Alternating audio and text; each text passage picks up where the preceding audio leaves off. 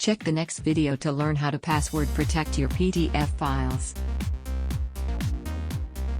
Open your document and click on Tools.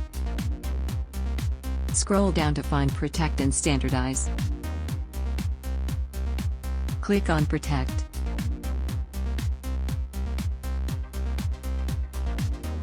Select Protect using password. In the pop-up window, select if you want to set a password for viewing or editing and type in the password. Click on Apply.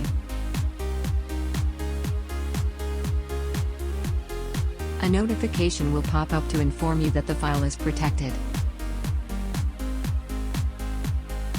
Now, when you open the document, a pop-up window will appear.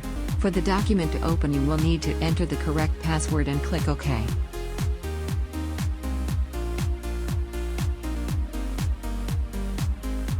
Thanks for watching. Subscribe and check other videos.